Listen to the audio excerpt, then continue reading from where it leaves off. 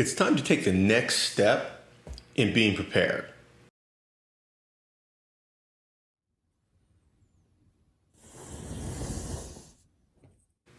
Welcome back, folks. I'm Remy. Today we are talking about step 3 in the priorities list. We talked about getting a basic EDC with a good quality holster and belt, some magazines, hopefully some training, some practice. Next step was a rifle. Nothing crazy, solid, reliable, and suitable for the task at hand. Next, we're going to round it out. Really, we're talking about the extras that help complement the first two. A lot of these are things where they have an application when things go bad, but their main use is actually training. Their main use is you're going to use them at the range or even at home, practicing, getting reps in, getting experience doing different things. So let's get into it. Number 1, a belt. And I know this doesn't really look like a belt, but what this is a rolled up Velcro, essentially. And you put it on as your belt. And then your other belt, your training belt, has Velcro on the inside. They mate up together. And instead of your belt constantly moving around or not being able to take off all your gear to have lunch, chill out, whatever, drive home, drive to and from the range, you put this on to keep your pants up. And then you put the other belt over that around your waist. Now, the key here is that a lot of them suck. Don't go cheap.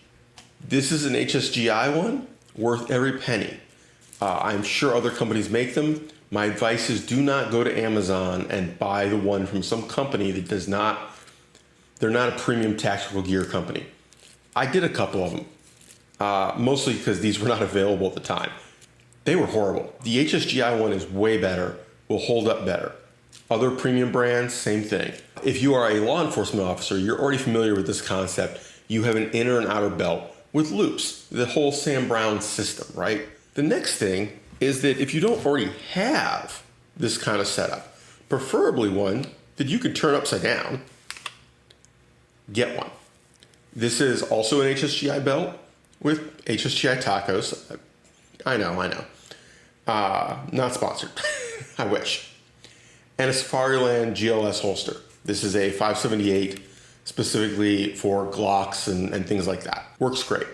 You will notice it is a little too short. This one was meant for a Glock 19, not a Glock 17, so it doesn't quite cover the muzzle. If you don't already have that belt, because I did discuss buying one in my EDC discussion, if you went to the higher budget option, hopefully you already have one of these. If not, this is the step to do it, because you're going to use this a lot at the range.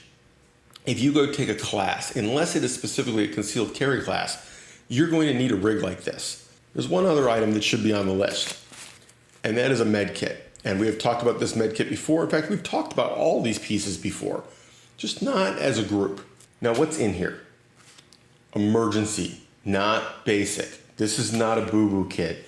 This is a somebody got shot kit, okay? Trauma shears, have good ones, don't have ones where the hinge is crap. And then, in this case, I have a tourniquet up front. I've got chest seals in here. I've got a gauze, pressure bandage. You can replace that with a quick clot one. I think I actually did in this kit. But the key is, this is the emergency kit to deal with the situation until the full professionals get there with their gear. It is not your long-term, sustainment kit. This isn't even an IFAC.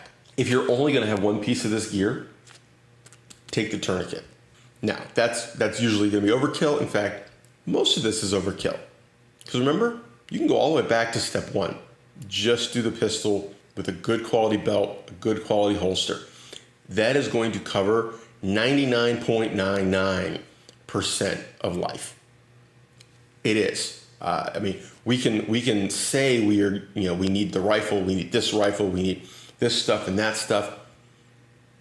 Priorities first, right?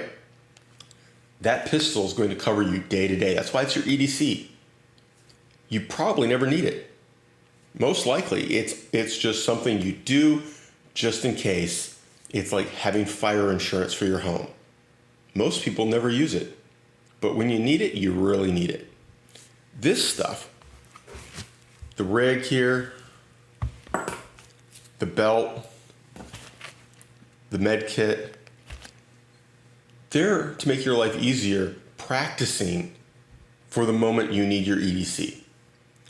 These are probably never going to get used as a war belt, a shit hits the fan belt, anything like that. But anyway, take care, have fun, stay safe, folks, and keep shooting.